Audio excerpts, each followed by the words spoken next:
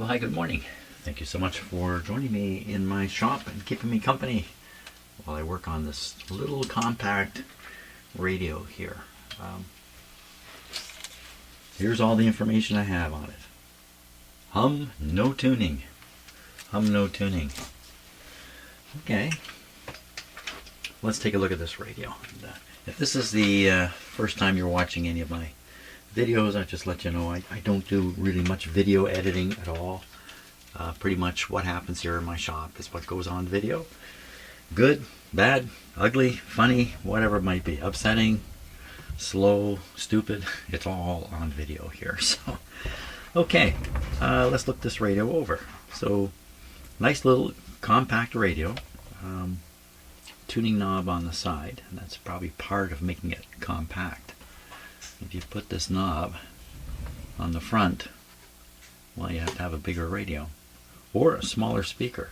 So this might have been a way of getting the biggest speaker possible into the smallest radio. Okay, this is probably all speaker here.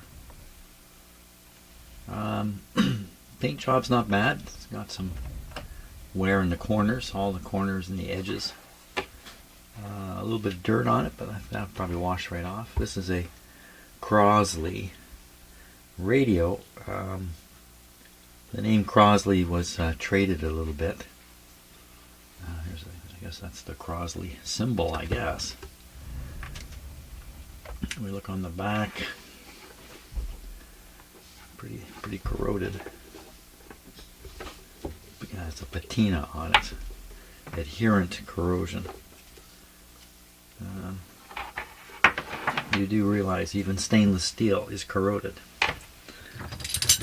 Take a look at this.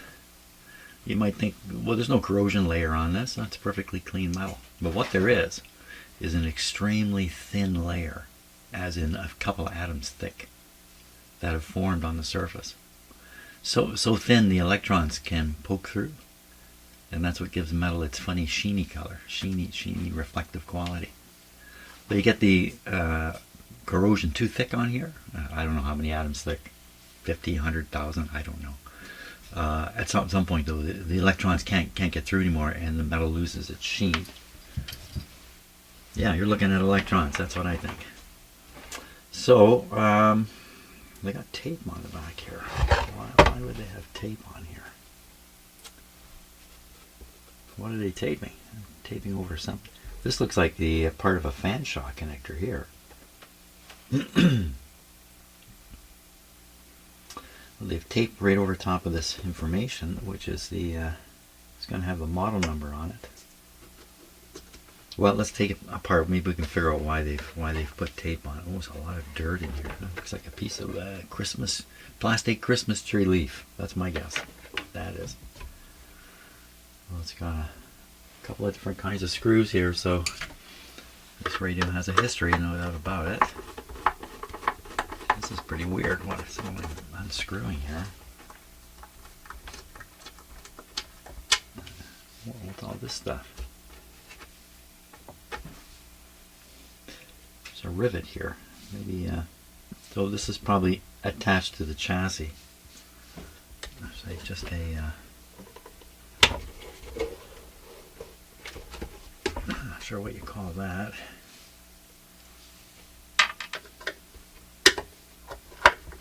Screws are too tight also.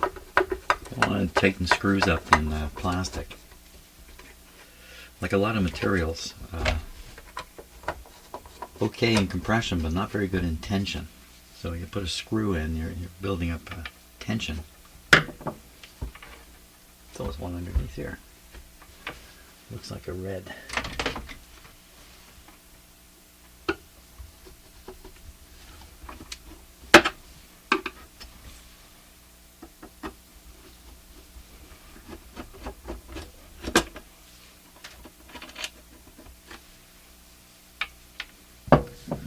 Okay, take the knobs off here. The knobs have got white stuff on them. I imagine it's mildew. This white stuff here, I'm not sure. The sound you're hearing is my cat digging. What are you digging in? chasing their toys in amongst cardboard boxes, which they like to do. Okay, just see the long collar on this? The long collar. Why do these have long collar? There's a reason more than you might imagine.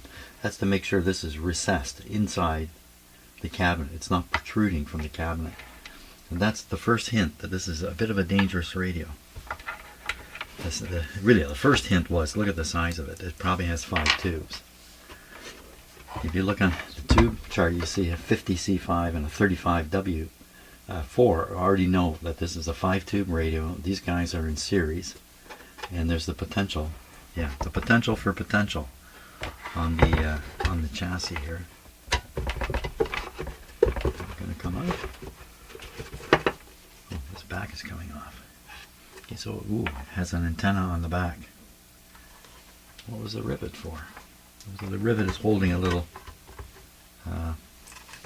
terminal strip. The radio. Wow, is it ever dusty, dirty? Holy smokes! It's just loaded with stuff here. Wow. Okay. It didn't come right out. There's another screw. Oh, there's more screws. Okay, there's one up, not that. One way up here.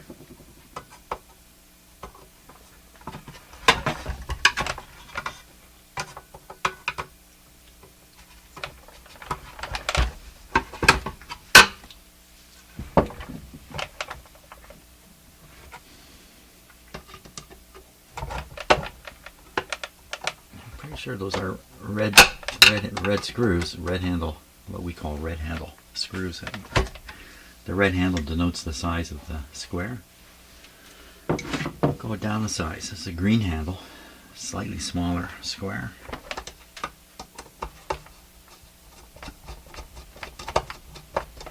Oh, am I spinning inside the screw?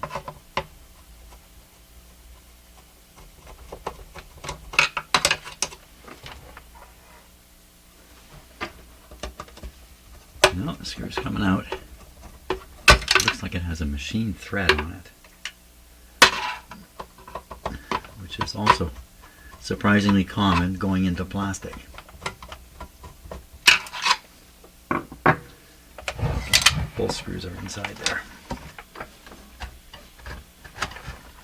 Another screw, one more screw.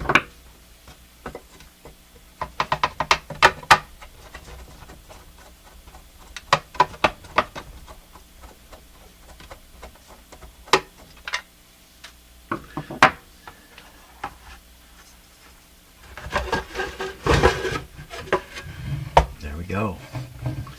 So see these screws? They have machine threads on them. Yet they're going right into plastic. Sometimes there's a sleeve in the plastic, but I don't think that's the case here.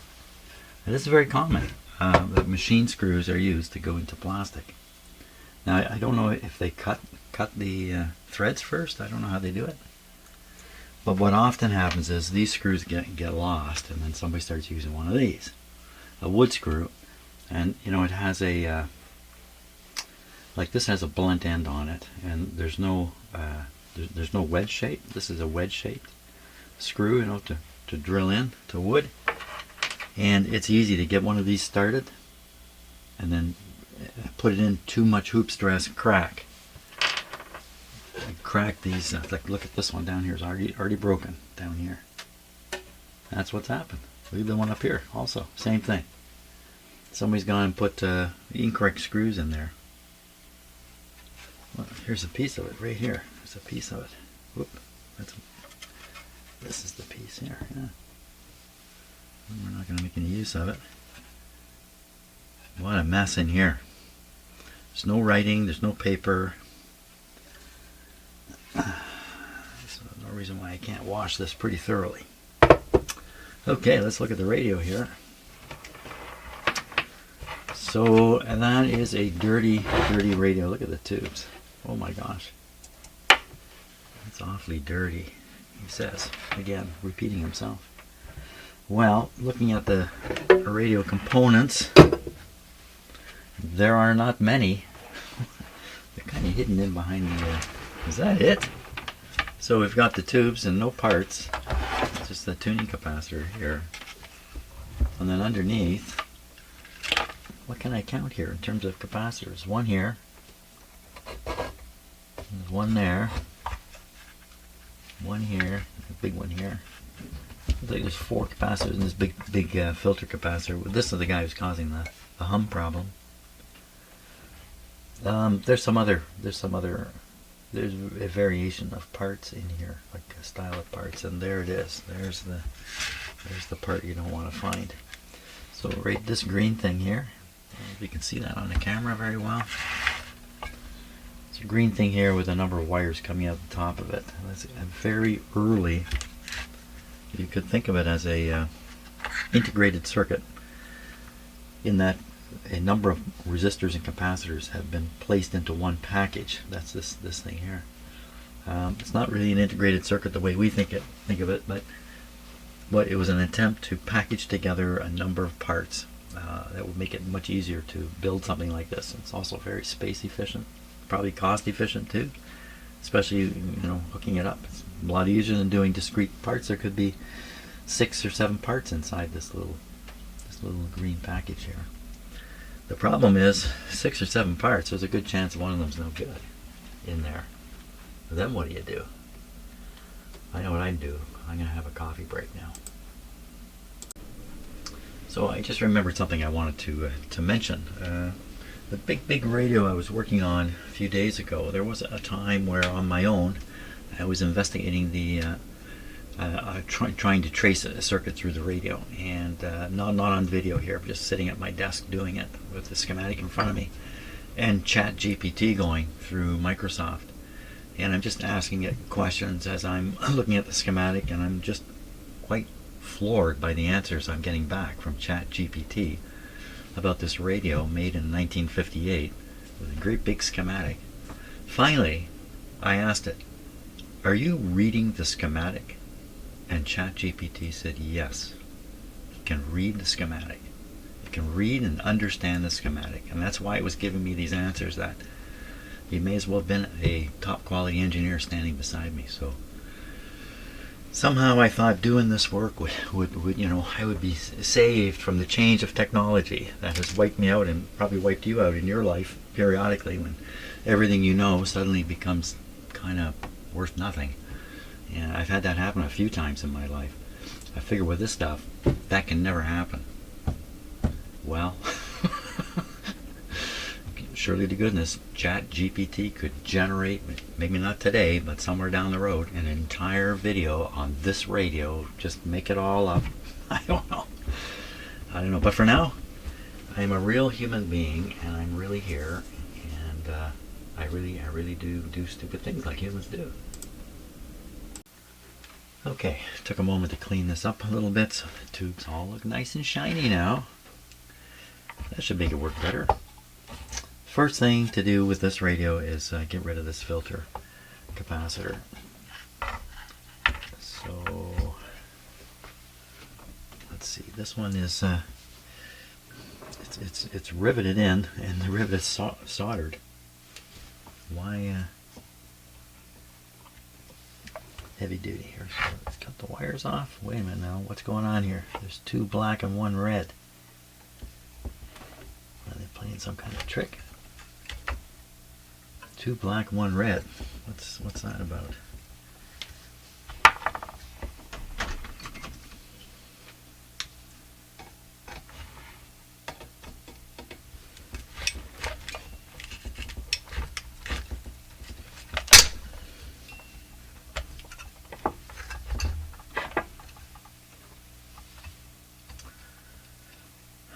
It says 60 and 30, red, blue, and black. Oh, okay.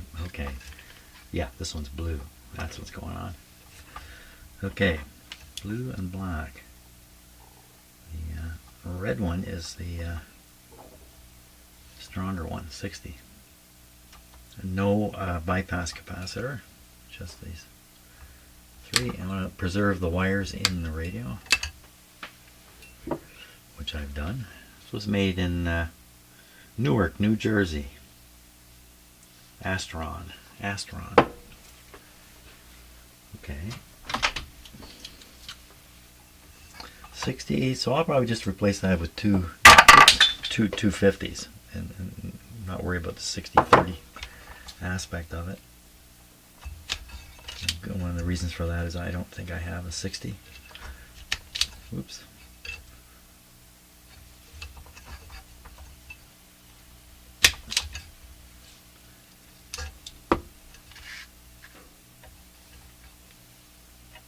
These wires are a little greasy. My tool here has some trouble gripping them. There we are. And the red one.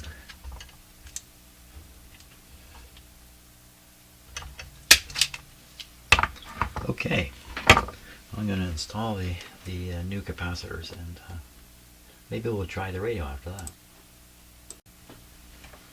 Okay, so you can see the two new capacitors here, and I'm just going to solder them to the black wire. I'm trying to keep everything as short as possible, lead wise. Those sounds you're hearing is my cat underneath my bench getting into trouble. What is he doing down there?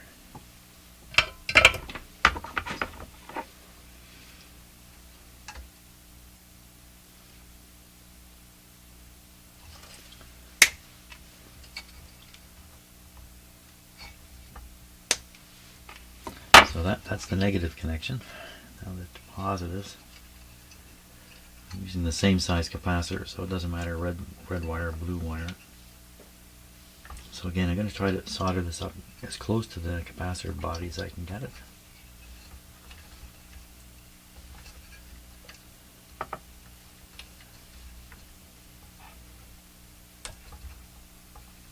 Okay, I guess that's as close as it wants to go.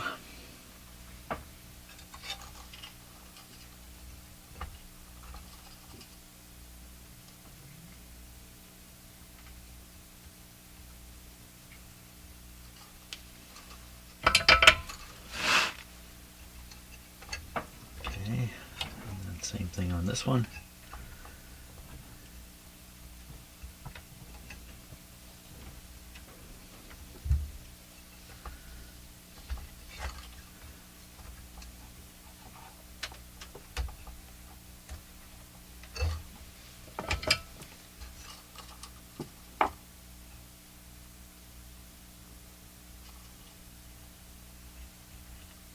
There we are.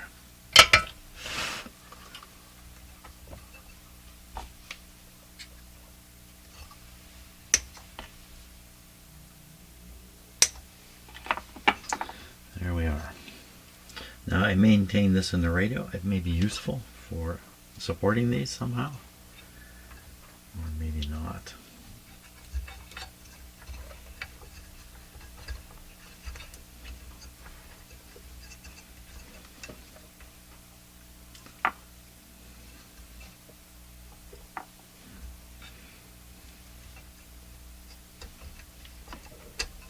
Maybe not. They're going to move around.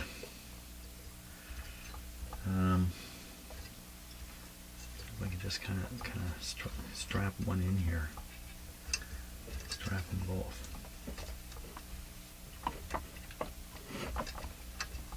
The stiff wires just keep pulling. They want to go back to where they came from, of course. I'm going to disturb them a little bit here.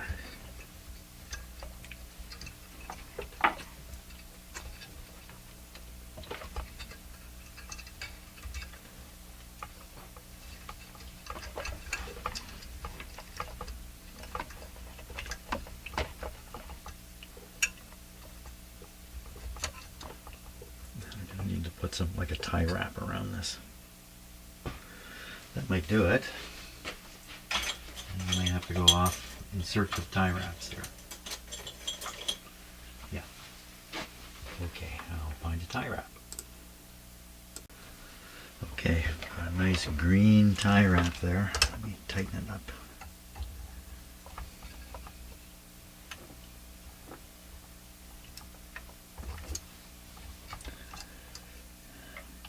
They're going anywhere now.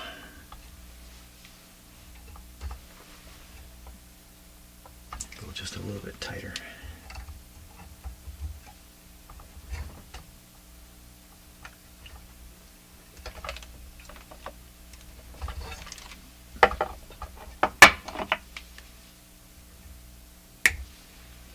Very good.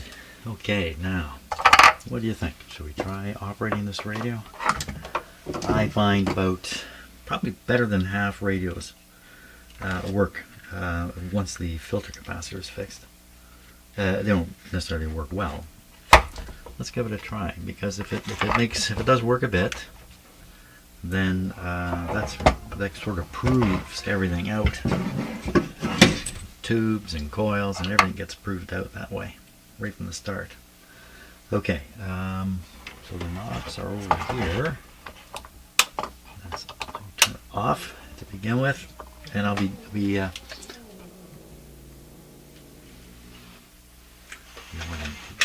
what's going on out there.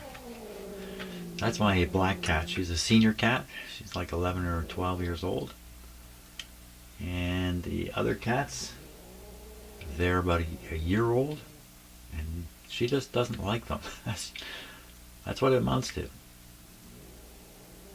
So she's telling them to stay away. They're just up the stairs there where you can't see them. And she likes to sit in the traffic area and get control. So I am going to go and deal with this cat situation. My intervention has failed. So, okay, ignoring the cats for now. I think we should try it. Right, so I have it plugged into here. This is my... let's clean these up a little bit here.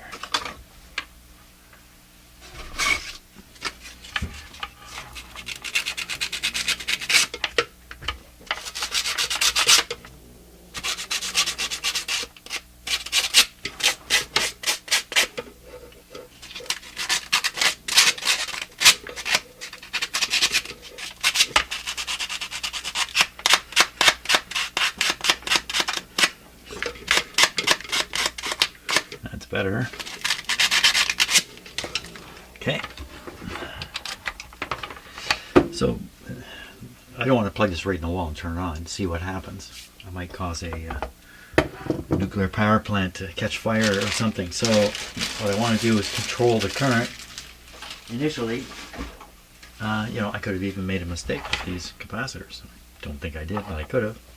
So in order to do this safely, I use what's called dim bulb technique or approach or system. These are the bulbs here, these two light bulbs. These are incandescent light bulbs, old style light bulbs, and the power is going to get to the radio through those light bulbs. So if there's a short in here, the worst that happens is the light bulbs come on full. So the switch is off, so first thing we're going to do is apply power through the light bulbs and see nothing happens. You can see this voltmeter jumped up. Ooh. I got to do something else too before we go too much further. 115 volts. I'm going to turn the power off. What I want to do, also all this is plugged into an isolation transformer, and this is an isolation transformer too. All this stuff to keep me from getting a shock. What I wanted to do was, because I haven't looked at the schematic, so I'm looking for various connections to the chassis. Now there's one right here. It's going to this coil. This looks like an antenna coil to me. So that's not the kind of chassis connection I'm looking for. I'm looking for a spot where a capacitor is soldered. Maybe a big one like this, soldered down to the metal chassis. No, that's not it. Well, I don't see anything. I notice the frame of the capacitor is screwed tight to the plate here, or chassis. I'd like to see this with my eyeballs. Well, I don't see a lot of connections. Just the one I spotted to the chassis. As I mentioned, that's probably an antenna thing.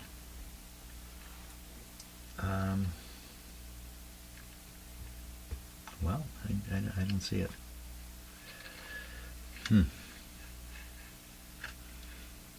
Like I mentioned, I'm not seeing a lot of, I'm just seeing the one connection to the chassis, so I'm pretty sure this is an isolated chassis from the B minus.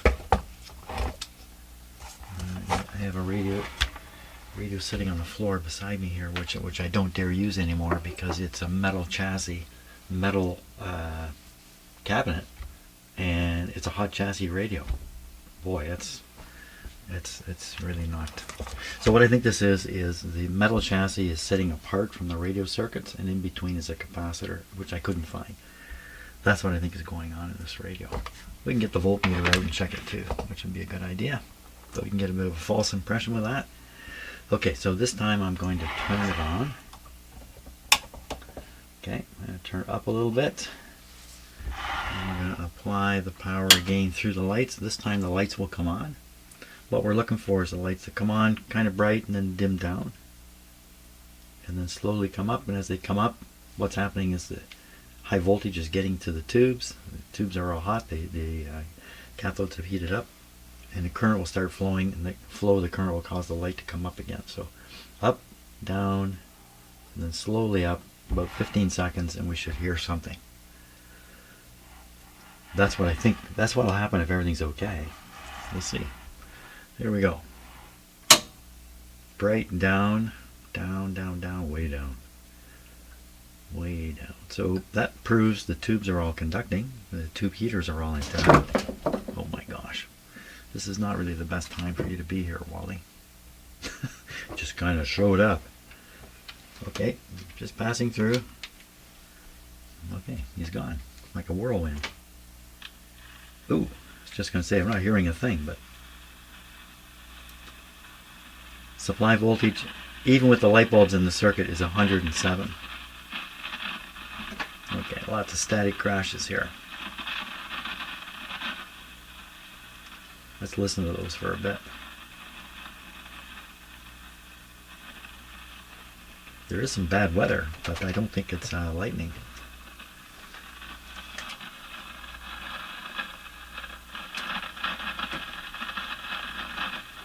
The reason I'm playing it and letting it crackle is I want to listen to the crackle. It sounds like something I'm aware of, I'm familiar with.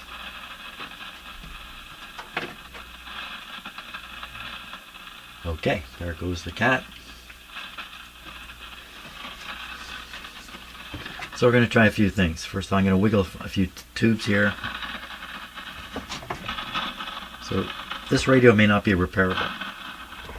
That's what's happening here.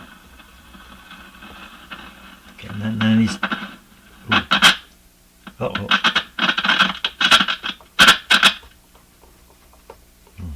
That didn't help, did it? What happened? It went totally silent. So that's this tube with the shield on it. The shield, by the way, you see this type of shield won't settle down and ground against the chassis. So what they've done is they've soldered a wire onto it. Yeah, keep going. Move on. Keep moving on. Move on there, Wally. No, don't try. Don't try operating my stuff. Just get going. Oh, he's coming this way. My little cat. He's not likely to get a shock anyway, but here. How about that? There you go. On your way. Be on your way. Take your tail with you. Okay. Went stone silent, which is kind of unusual too. You expect this to make a little bit of noise. Let's turn it up.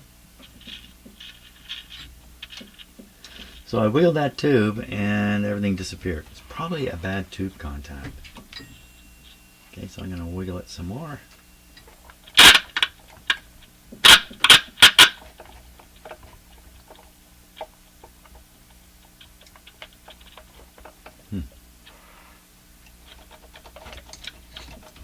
So wiggling the tubes causes the pins to grind a bit inside the socket and establish better contact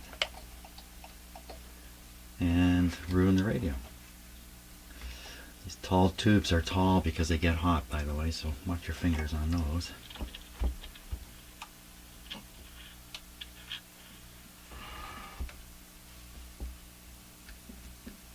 No response. Ooh. What are you doing there, cat? He's looking for something to do.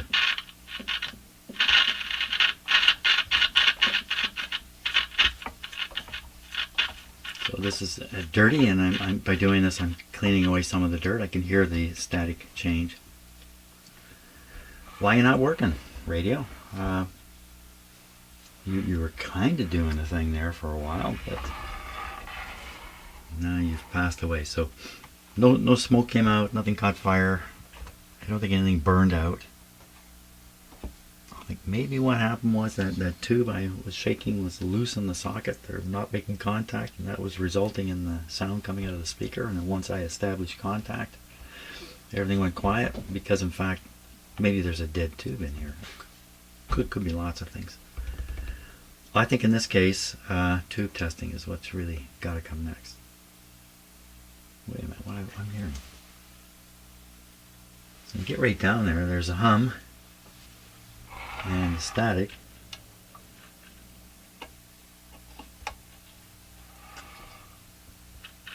The stations be down in this area.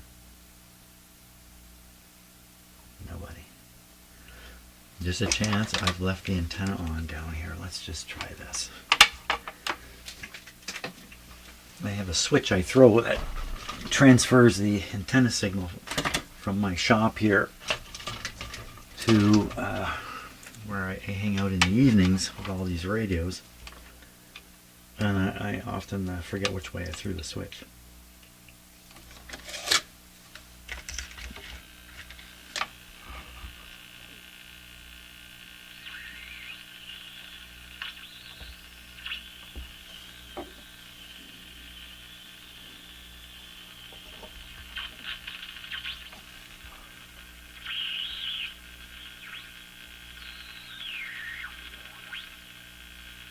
I thought I heard a voice there.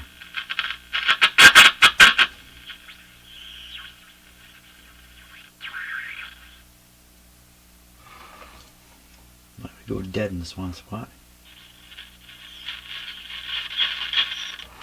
Okay, so pretty dirty capacitor. Let's try cleaning that up next.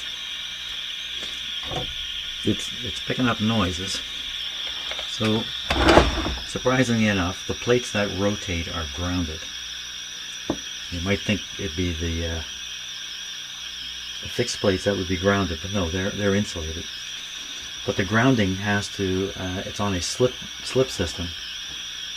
A slip contact, I guess? Slip system. What am I saying?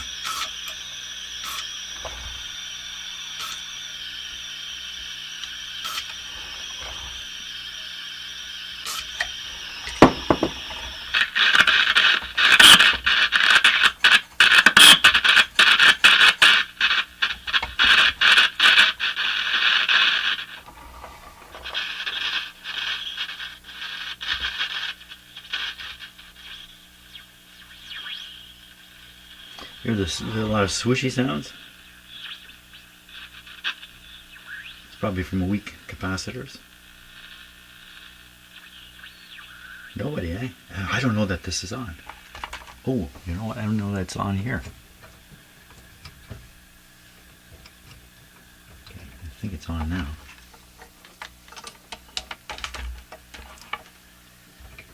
In fact, I know the switch is not on in the other end. So I'm going to leave for 12 seconds. I'm going to go throw a switch. Here.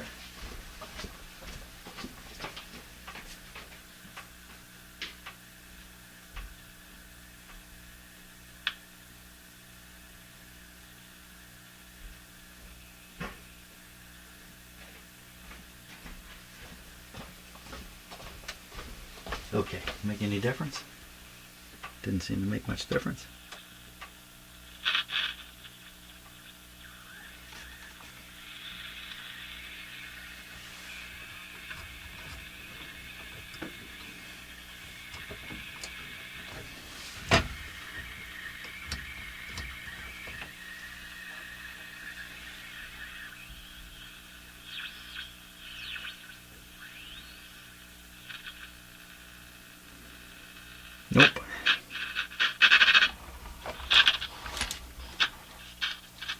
So the other thing that can happen is the plates can contact and rub instead of meshing properly. So let's see if that's the case here.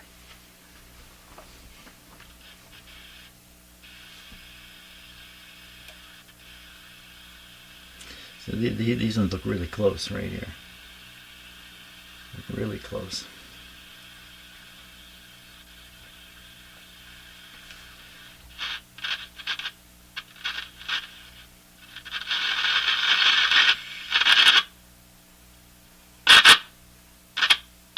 What's going on right at that spot? What happens?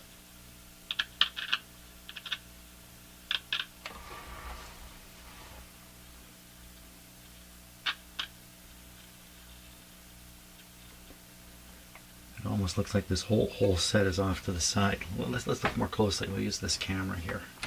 We'll look very closely at the meshing, or the lack of meshing. Let's see what happens here.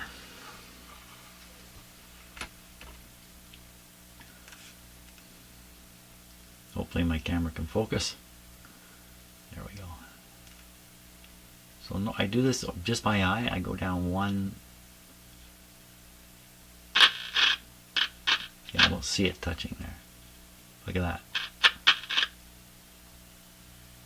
Whole thing seems to be shifted over. And it's on the left side here. Yeah, always on the left side. So it looks like a lot of it is shifted over. How could that happen?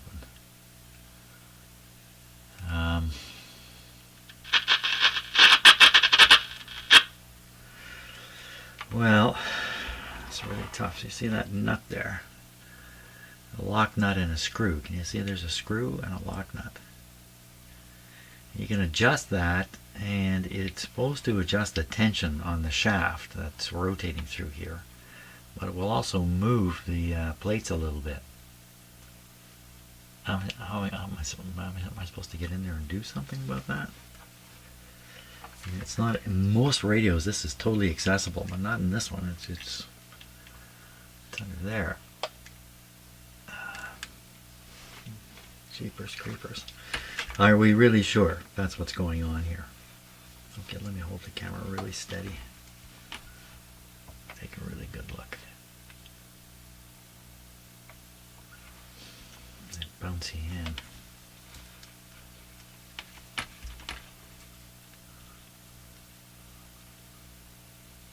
Yeah.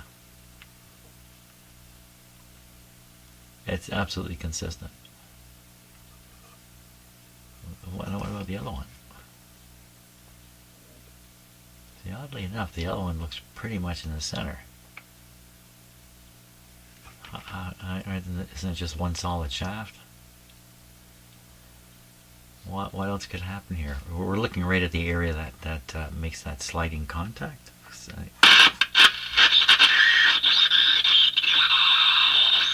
I could have sworn that was a voice, but it's not. We can turn this down a little bit. So what's happening in this area now? Is the short is gone until you get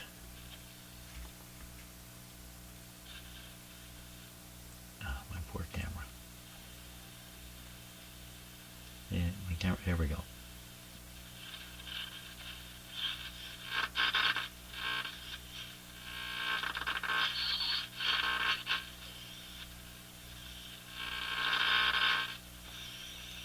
I keep hearing voices. Well, there's no doubt about it. What are we going to do about that? I've never had a capacitor quite like this one. You try to bend every one of those back plates, you can't. You can't do it. Wow, this is a tough spot here.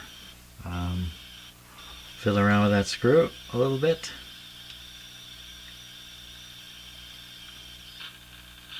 I really don't want to take this out of the radio. Take the capacitor out of the radio. Like, the more you do to these things, the more chance of ruining them, basically.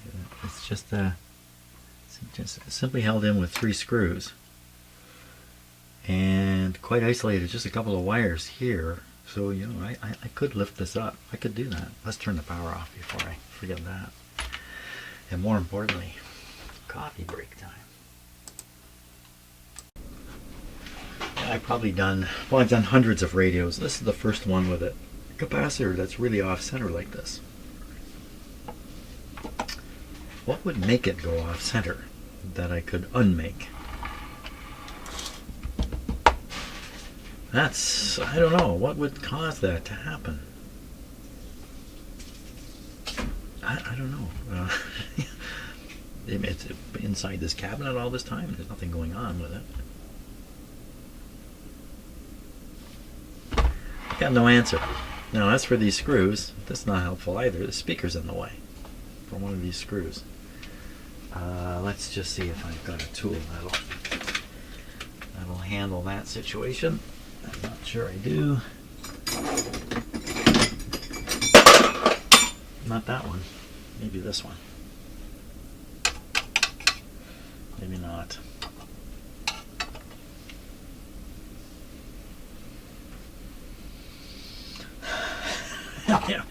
Yeah. And what are you supposed to do? You're supposed to drop the speaker out. The speaker's held in with 2 screws, a couple wires. Wow.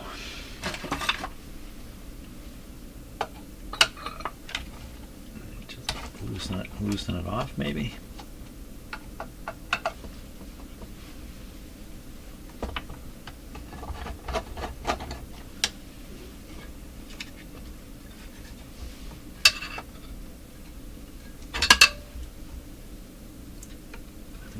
This is a green. I think these are green handles.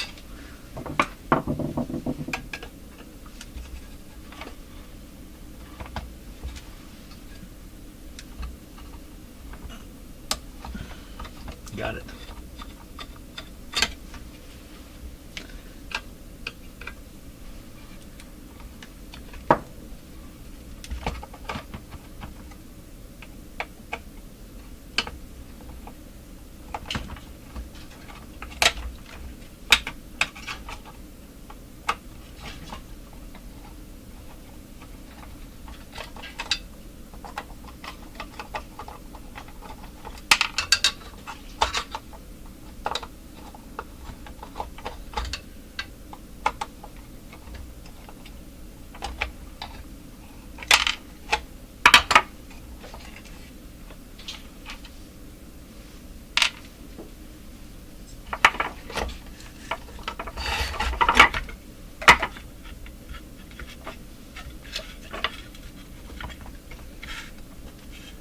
Okay, I can certainly get at the screw now. So the first thing would be to, I've never done this before, so not too sure just which way to turn what. But I would think the locking nut has an effect on things too. Let me take that off there.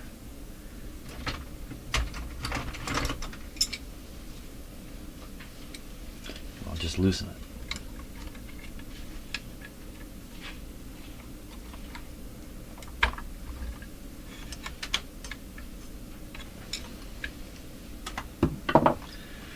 Okay, now I'm going to have to look at this very closely myself while I do this, so I can see, you know, what's happening with the plates, which way they're moving.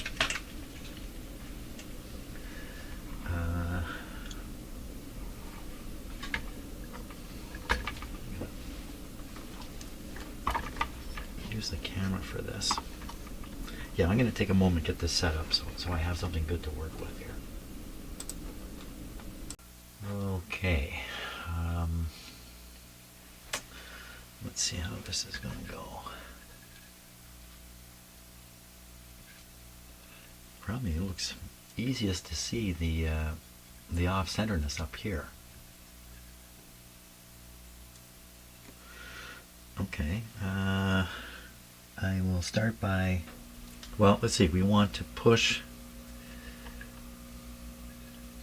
I would say the shaft is pushed too far this way, and so we need to release it Release the shaft. Okay. We'll get the tool of releasing here.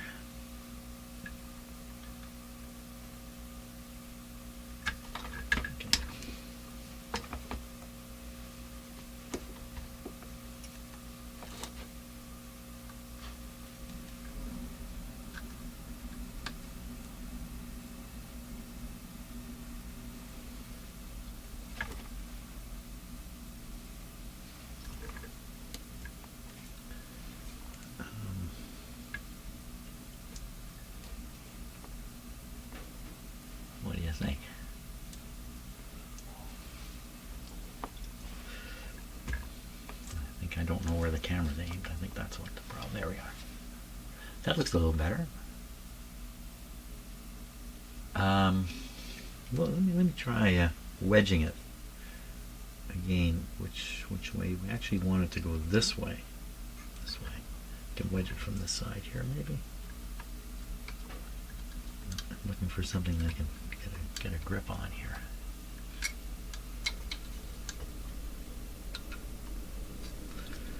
No. Well, you just try pushing this plate a little bit and see if things are. See if that. Man, it's pretty solid. Of course, it's pretty solid. And I don't know. Can you really force this over? I don't know. Let's loosen this off a little more. Again, which way we want this to go? This way, yeah. Loosen it off. It's gotta be pretty loose here. Certainly the nut is loose. I mean, like this is a contact thing, so you know once it's out of contact, back the nut off because I can't feel what's happening here. Ooh, now that is really that whole screw's coming out, isn't it? Yeah, there's almost nothing holding it. Where are we at here on this thing? I'm too busy looking at the screw here to.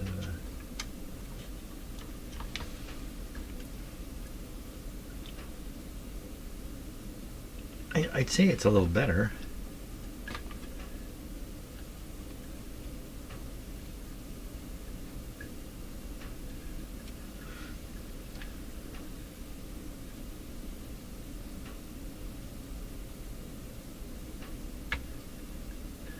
One thing's for sure, it's very loose. Because I mean, you know, like look at you go to tune the radio, it's going to just flop back on its own.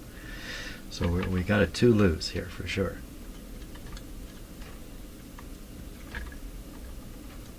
You have to have it. See, I think the locking nut is.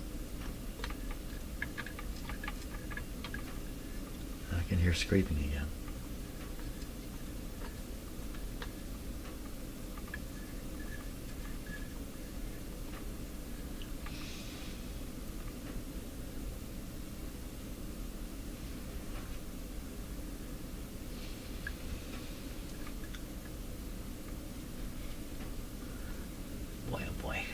Center, isn't it? This one.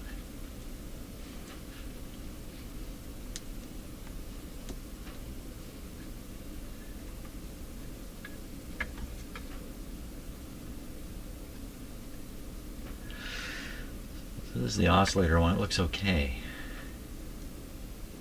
to me.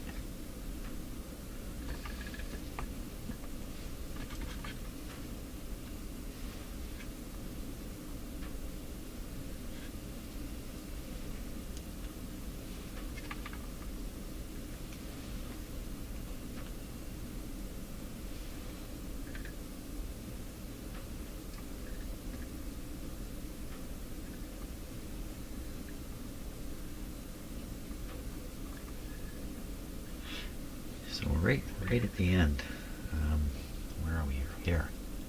This second plate, right at the end, seems to come over. We can see the end of it here. It comes up here.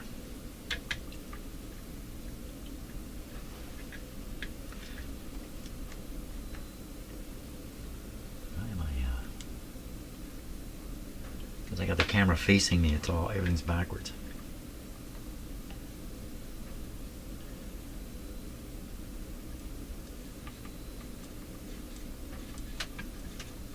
I'm pretty sure I can hear it rubbing.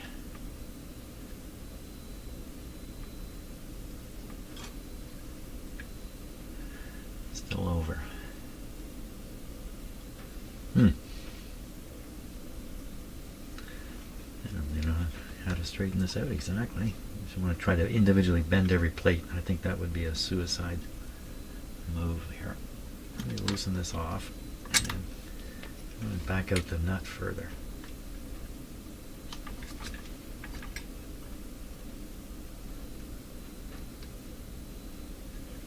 The nut does not want to go further.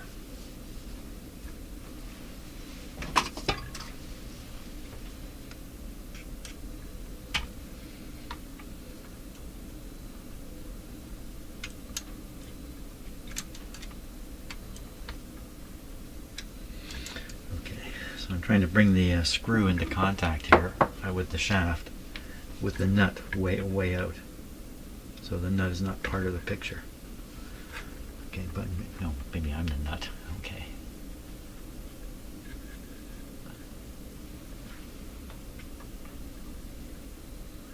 Yeah, that last plate. Again,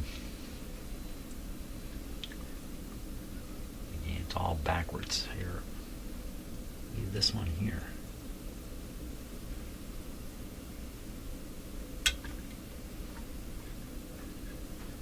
That's better. And next one, or they're all doing it, aren't they?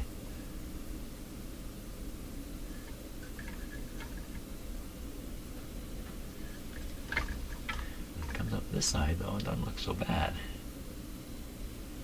I wonder what happened to this capacitor. I've always been amazed that they can make these things and the plates don't crash into each other. But here,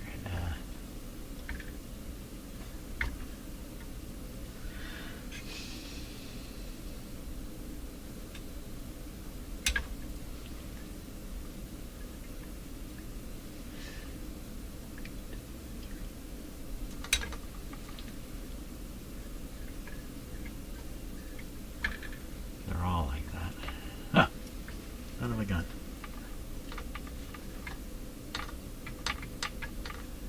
Don't really know how to approach this other than to work on every individual plate. But you can see the distance you can spring them over is restricted because they're engaged down here. This capacitor, they remain engaged, do they?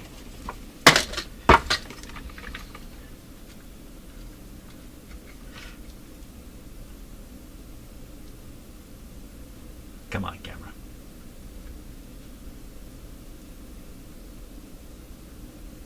You notice my autofocus has trouble with patterns. Patterns can really throw it off. Or do I not have, maybe I don't have it on autofocus. maybe it's manual. I can't remember what I was looking for.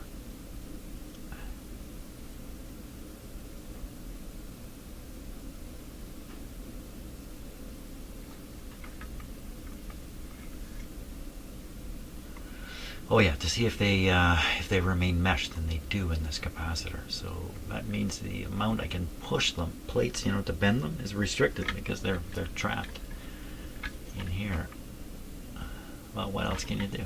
What else can I do? Fiddling around with the screw hasn't really helped much. I don't think it's helped. Really, has it helped at all? I don't know. Okay, let me.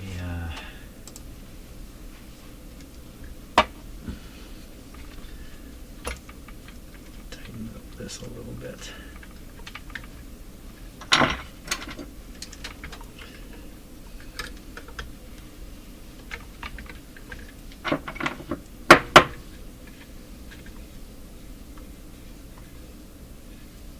So I think I can hear it.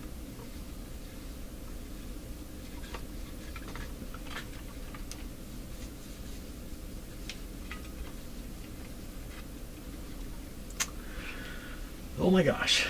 Okay. Okay, as soon as my cat steps out of the way, you'll see I'm using the VTVM he's standing in front of to measure the resistance between the stator plates and the rotor plates, and the resistance should be open circuited. Now unfortunately the battery in here is worn out, and so we're not getting any kind of calibrated readings at all. But if we look at that, I will. That's a short off, so that's what open circuit looks like, and short circuit looks like that. It doesn't go to zero; it just goes here. So I've got these connected to the stator. I put this on the rotor, shorted. Almost all the time shorted. It never stops shorting.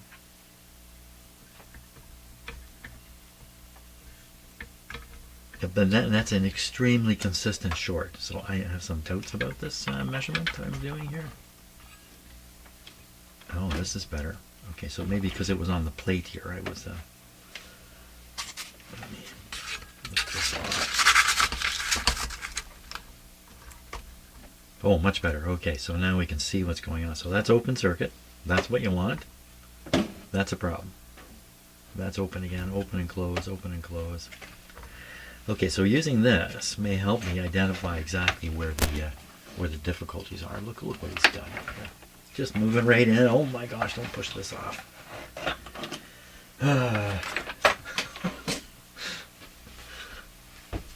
Bert, you are a real problem. Bert the Wonder Cat. Okay, so I'm going to try off camera here to go through, find each contact, clear it somehow, and work my way through the whole capacitor and see if I can't.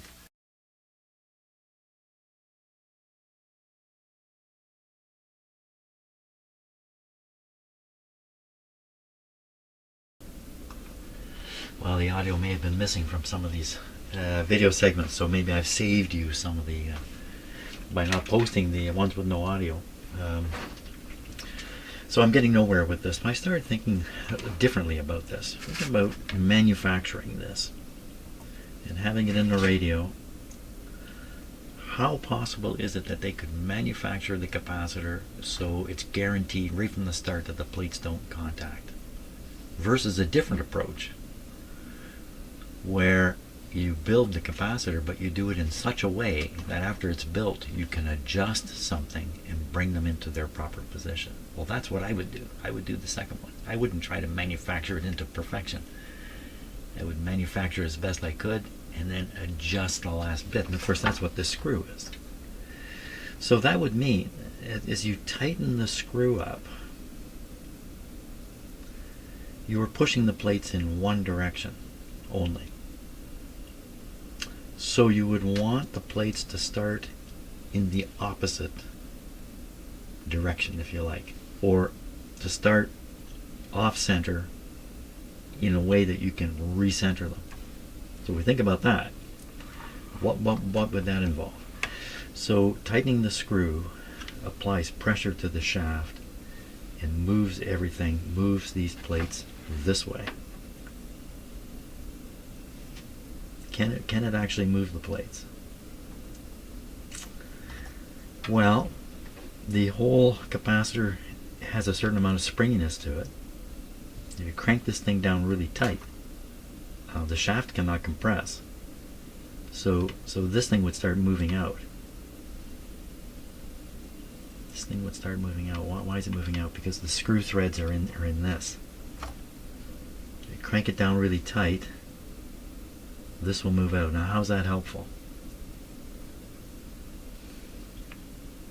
What it means is you'd want to build the capacitor with the plates this way. Like if they're going to be off center, they're going to be off center that way.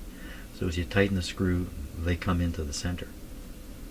Now these ones are not off center that way, and no matter how much I tighten the screw, I can't bring them back in. They're already too far this way. Too far. That's right, too far this way. So can I return the capacitor to the state it must have been in when it was first manufactured, before this was tightened down? Maybe somebody over tightened this at some point, although I kind of doubt it because you can't get at it. But is there a way I could bend these So the things start over, so to speak, and then we can bring them in. That's what I'm thinking. How would I do that? We'd have to bend. Let's see, is this one solid piece of metal here? What is this? It is. This is a solid piece of metal here. It's a U-shaped or box-shaped piece, and this is just stuck in there. This part in the middle. So then it would be a matter of trying to bend this way.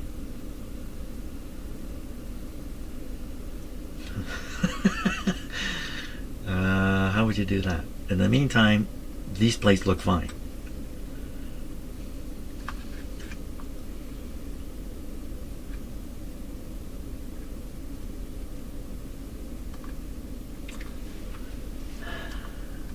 Yeah, they look fine on this side. They never look fine on this side. I don't know if that's in any way a sane approach. How could that be a sane approach? Because you would be relocating the whole shaft, because the shaft is held here by the this is kind of like a fixed position here. So bending this thing forward would move this whole shaft that way. When we're talking about a micro bend here, how would I do it? I put a big tool on it like this and clamp it? Well, that's not going to help. That's going to bend both plates. Kind of apply force up here down to the bottom part here, but I don't know how would you do that. I don't know how I'd do that because this is rigid down here. You can hammer it, sudden hammering, but that's pretty out of control, isn't it? And I would just hammer the whole thing into the ground at that point. You apply something, you apply slow pressure to it. Like a clamp, like a clamp, or maybe a clamp. Maybe any one of these clamps might do the trick. How would you use a clamp to do that? Realizing we can't just clamp across the top. How would you ever do that? You have to clamp to some rigid thing. Is it big enough? Oh my gosh, I think it's big enough. Oh, just barely. How would you do this?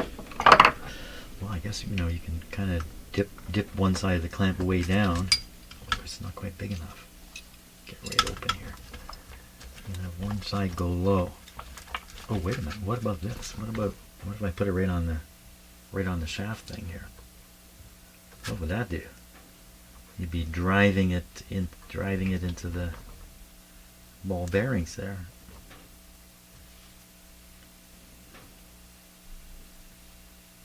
Some kind of superstructure I put over here. Get it?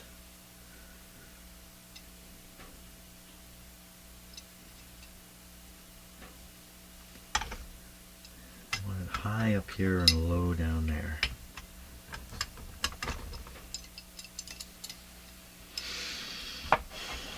It's a crazy thought. Yeah, repeated hammering, tapping would slowly move this, but I how hard you got to hit it. Totally out of control. I like the clamp thing because it's nice and slow and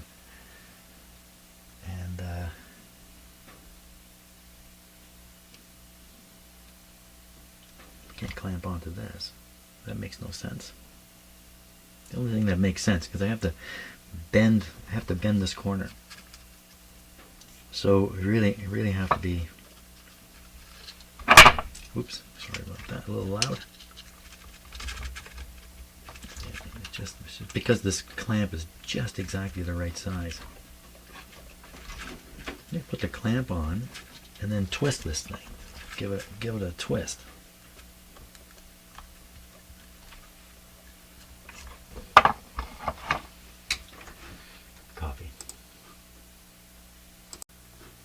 Okay, another thought came to mind. How would this thing get into this state of being like this? Came out of the factory like this? If you over tighten this, squeeze, No, you won't squeeze it. You won't squeeze anything. What are you going to do? You're going to push this plate. You're going to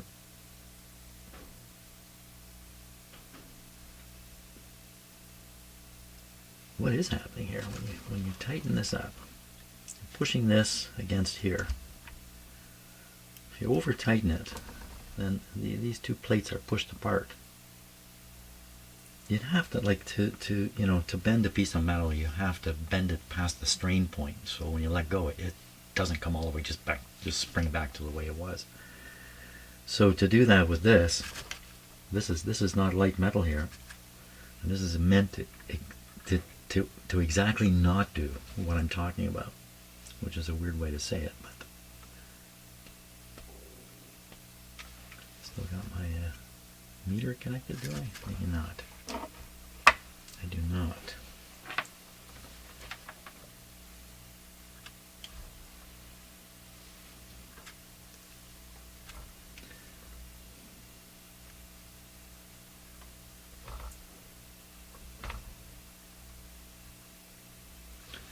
So it's open all the way now. As soon as I start, it goes short. 2 places. And then it's open again.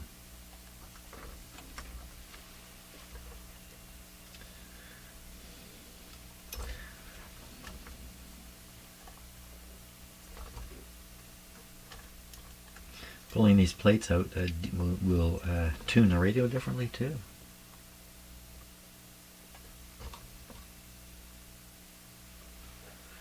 Okay, yeah, okay, I'm just going to carry on here.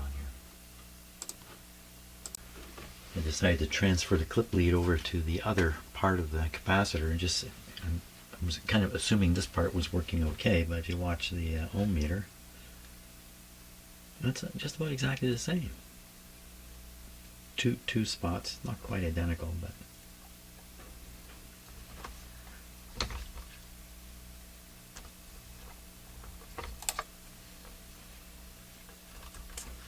wow. I don't know if I'm going to be able to fix this. Okay, so I said to myself, well, what happens if you just squeeze this? So I put this clamp on. I'm trying to squeeze it in a way that this is the plate that's being moved mostly. I have it down here. We have this piece in between that's kind of holding it. So watch the meter now. I'm going to try to turn the adjustment here. It's really tough because it's really squeezed in. Let's see if we still have shorts. Darn it all. Yeah, let me get a screwdriver here.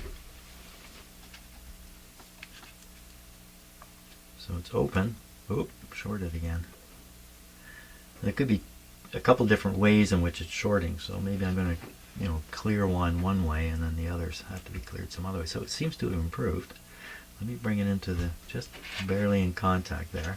And we'll tighten this up a little more and see what happens. How do you like that, eh? Now what happens if I... Well, I'll be... Did the clip come off? Ooh, how'd this get so loose suddenly? It must be this screw has loosened off over here. There's no shorts. Okay, let's go back to this one over here because I left it on the wrong. I check this plate here. Well, there's no shorts. Really? Let me short it for a sec. Oh yeah. Somehow, okay, so we just need this clamp on, and it's golden. Now, what exactly have I done here? I'm sure if I release the clamp, we're just going to see the short again. So maybe I should whack this with a hammer a little bit, believe it or not. I want to shake a few metal atoms around here. This just fell right off from that. That little bit of tapping? Come on, really?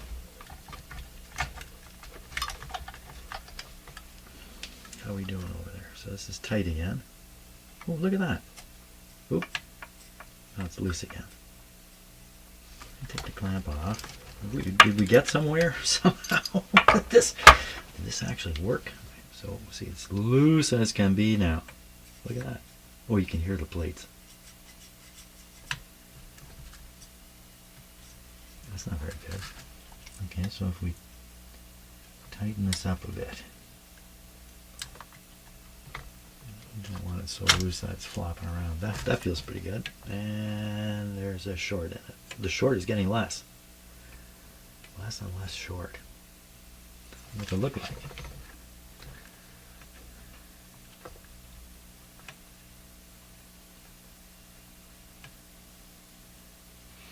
Looks like the rotor is too far this way. So this is too tight. That's what that would be saying. Or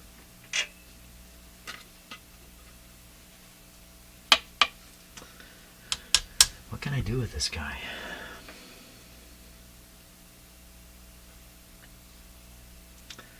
I had to take it right off the radio and start really putting it in clamps and all kinds of stuff to try to. It looks like the logic of bending this forward, it seems to make sense. It's doing it. That's the problem. So I'm gonna remove it from the radio. I think it's just two wires need to be desoldered.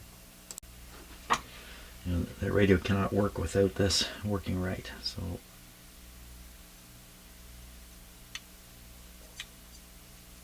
can hear it.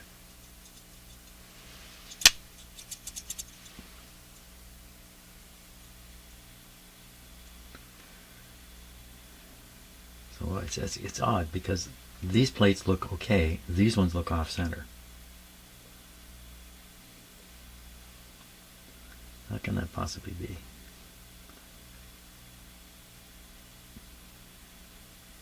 There's be no way to move the stator plates. I mean, we're just talking about fractions of a millimeter here, you know, so just a little bit of pressure in the right spot might do it.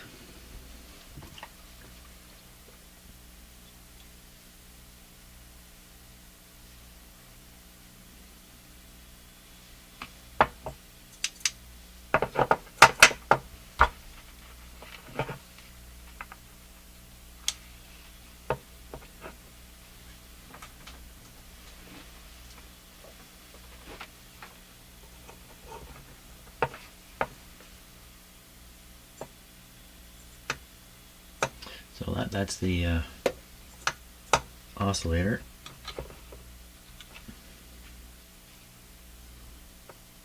It's pretty loose.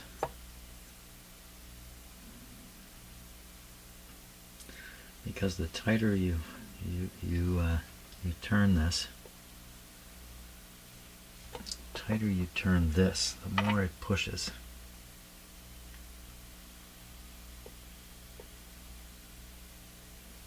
And we don't want it pushed.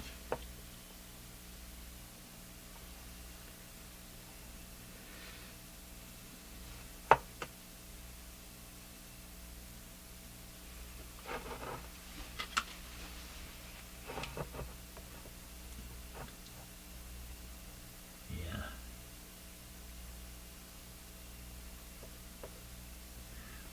Oddly enough, if anything, these are too far this way. These are too far the other way. Oh, for crying out loud, how can you deal with that?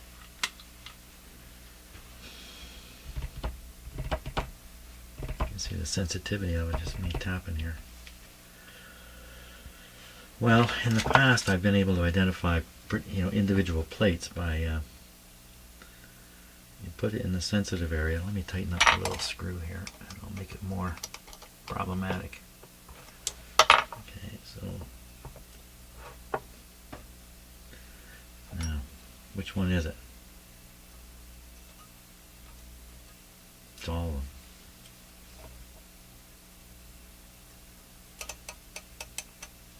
Every one of them. I did it. I fixed it. Look at that.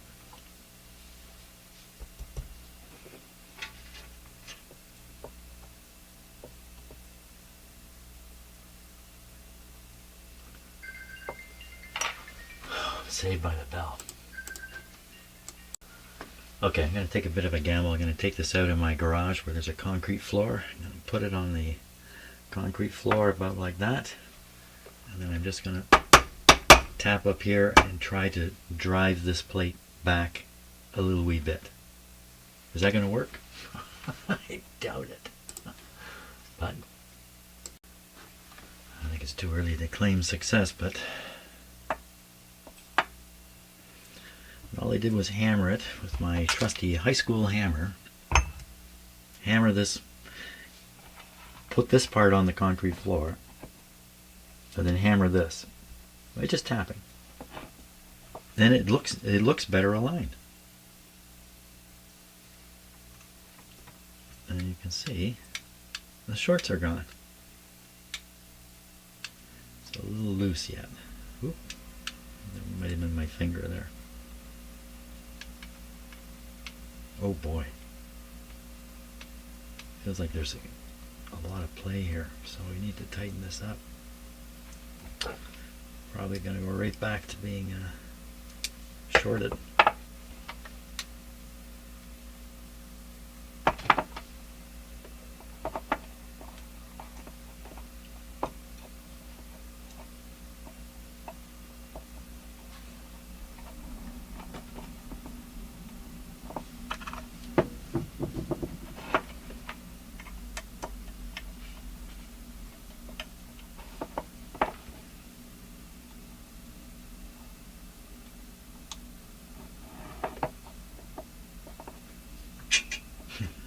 Back to shorts.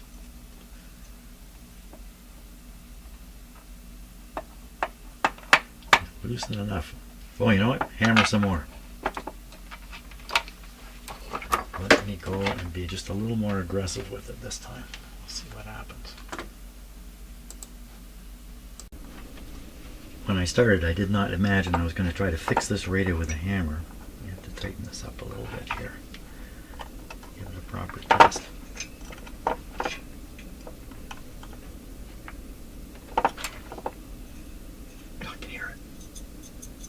Hear it.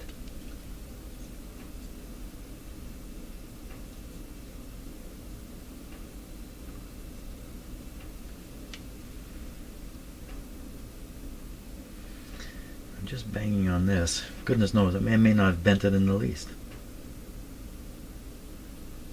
I have a vise. I could put a vise on this. You know what I could do? I could put a vise so it's grabbing here, and use some kind of extension to get the vice jaw pushing up here. I don't know how to do that. I don't know how to do that. Let's put it on the meter here just in case what I'm hearing is a false report.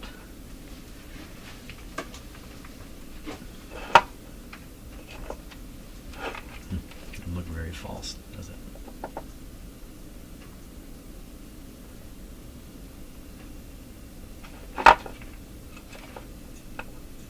This one's fine. I think I can hear it. I should be able to see it. I mean, that's quite a contact. Or is it just because there's 9 plates doing it all at once? Well, what do I need this for? I've got this.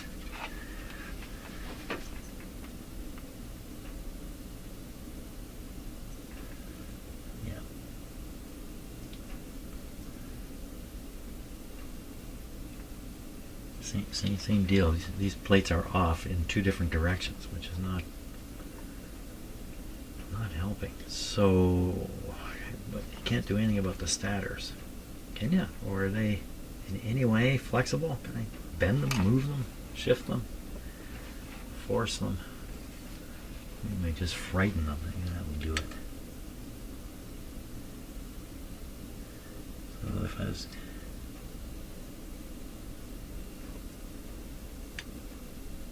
really good there. Like, it looks really good. Oh. What's happened? It's no longer shorted.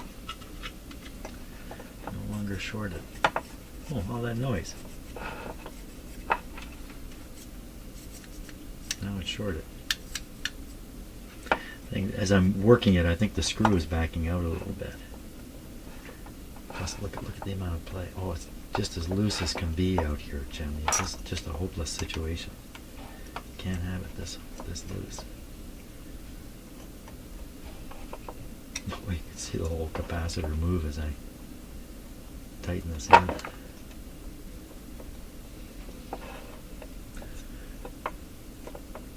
She's shorted there. There, all the way through. No, I got it backwards. Hey, where'd the short go? See, once again, I think the screw is backing out. Is it? Yeah, it is. I can see it backing out. Okay, let's tighten up the nut.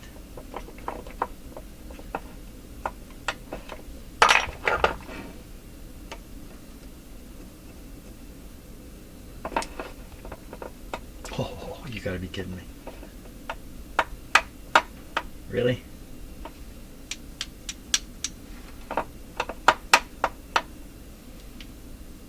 I've had success suddenly. Let's check. Make sure they hit. Oh my gosh, look at that. I can't believe it. This is pretty loose, but I don't think it's loose enough to fall. Like yeah, you know what? It can fall. You put the big knob on, and it's rubbing against the cabinet. It might freeze this. It feels like it's getting looser and looser. Can I crank this a little wee bit? With a nut on it? Not really.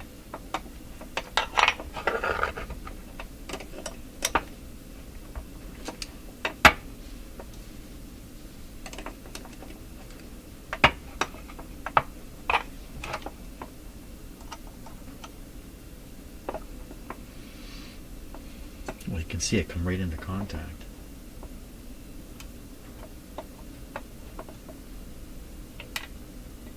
A little tighter. A little too tight. So at this point, maybe I tighten the nut up. I'm pulling the screw back a little bit.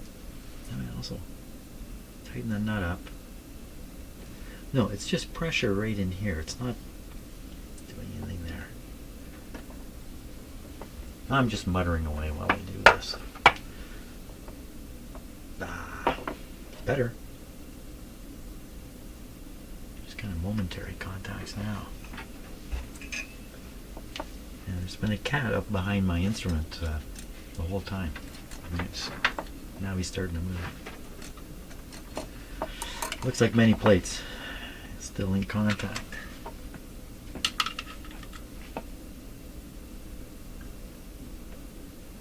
Absolutely.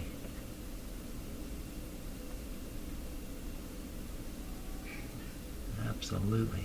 Oh boy. Oh my gosh. How am I going to fix this? Hammer it some more. Let's try the vise. I wanted to show you my big vise. Not really. I wanted to show you this. This is the Commander Cat. Wally, what are you doing up there? He's causing problems. So I'm going to drink a little coffee, and then we're going to try and utilize this somehow. The thing about this is a lot of power, a lot of control. So it's better than swinging a hammer, I think. Okay, let me just go over what I'm trying to do here. So I want to squeeze the front of the capacitor back towards the back of the capacitor, and thereby push the rotating plates back also. So I'm going to want to put this in something like this.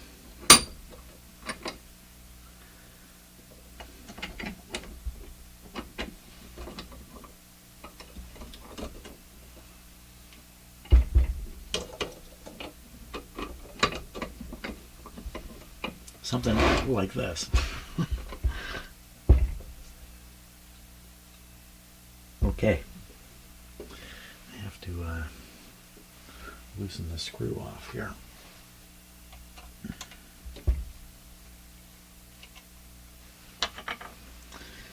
Okay.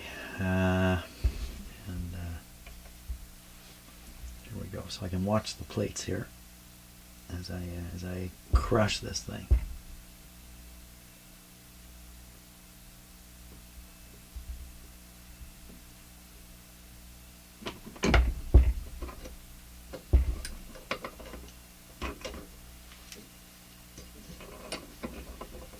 Maybe better from this side.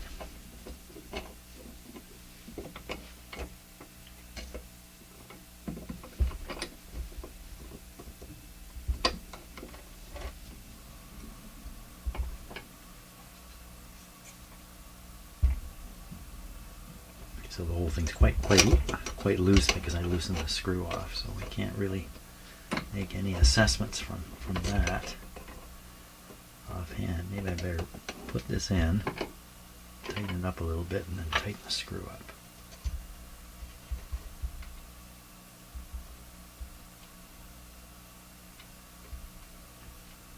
So I can see the plates move here.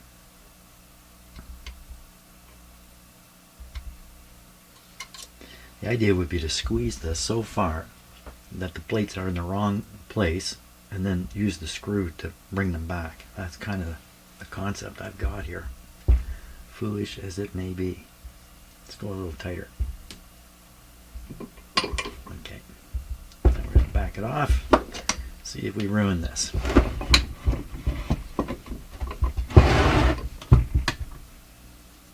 Let's listen.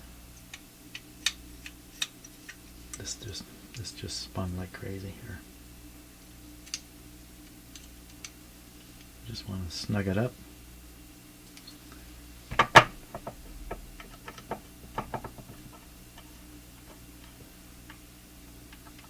Okay, that's snug.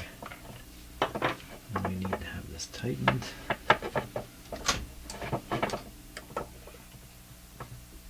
Just a bit.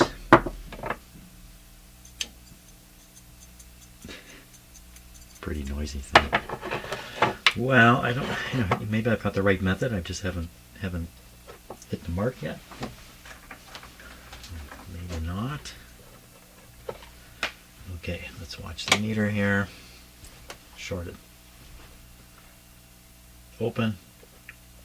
Shorting slightly. Hey, not bad. Not bad. Now what happens if I put it in the short area? It's just barely shorting. And then we just, yeah, I went a little far there.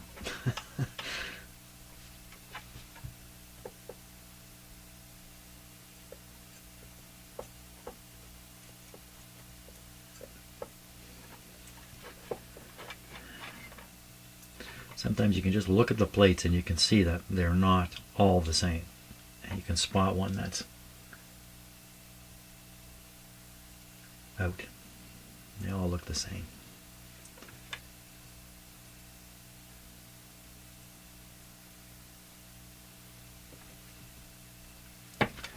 So that would mean if I loosen this off a touch, I bet you the short will go away. There it goes. So any amount of pressure here pushes it over far enough. So I think I need to crush this more. Because just applying pressure won't bend these pieces of metal. Permanently, I have to give it a real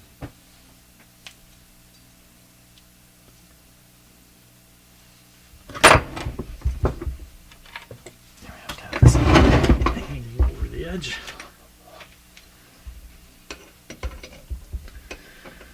And then I've got to go grocery shopping here.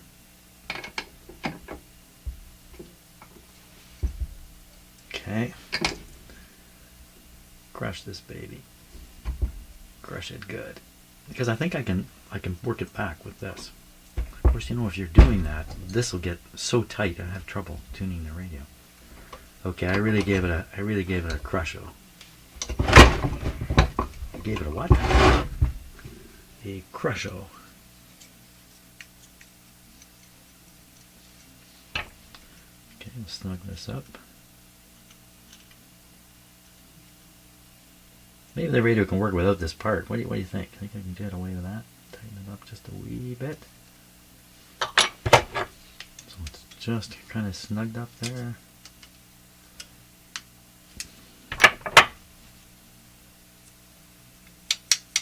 Sounds good. Ground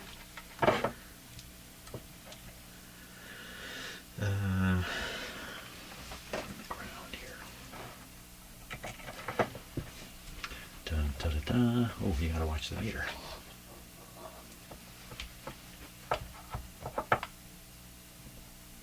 Look at that. Is this really working? Yep. And this one here, I didn't reckon this one. Nope. This one here again. Look at that. Behold. And you can't hear anything. Nope.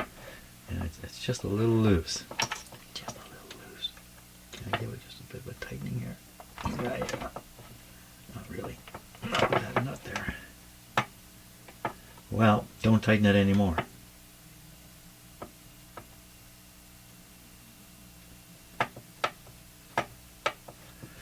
Okay, that's it for today. I have to go grocery shopping now, and it's gotten to be the afternoon. So, thanks a lot for watching. I don't really know what I'm doing here, but I seem to be having success. See you later.